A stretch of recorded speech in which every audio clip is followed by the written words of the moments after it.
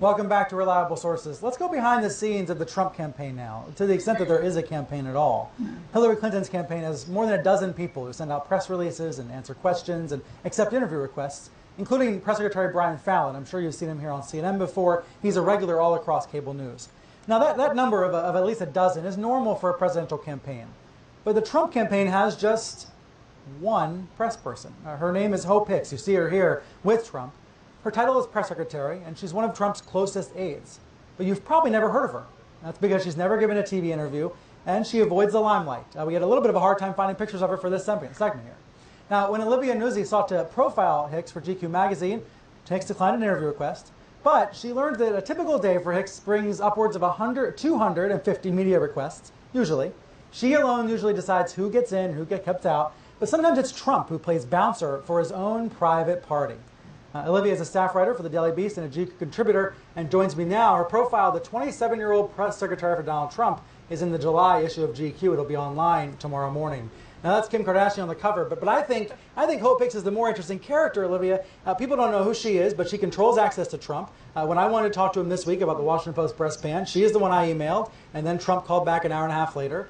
I was frankly surprised he had so much time to talk to me about this, and you were also able to interview him about his press secretary. Tell me about those weirdness of the situation. It's very bizarre. Hope Hicks is very press shy, which is interesting for a press secretary. It's a very interesting quality. And I was able to interview Donald Trump while Hope Hicks sat next to me and said nothing. And Donald Trump sort of talked about her and her fate.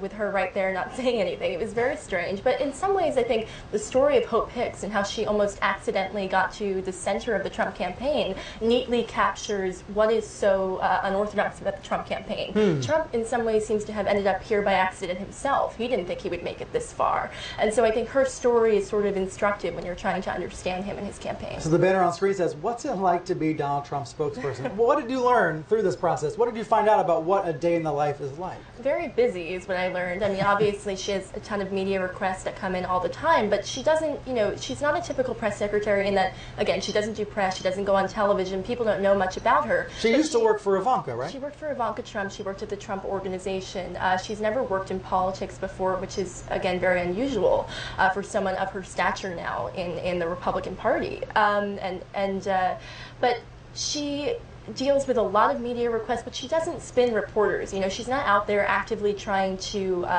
change the narrative about Donald Trump, and in some ways that would be an impossible task. So the Clinton campaign, during the primaries, they were whispering about Bernie Sanders, they were whispering about Martin O'Malley when he was in the race. That's typical press behavior. Exactly. Now, journalists don't have to listen to it, and journalists can dismiss it, but that's normally what's happening in these press rooms.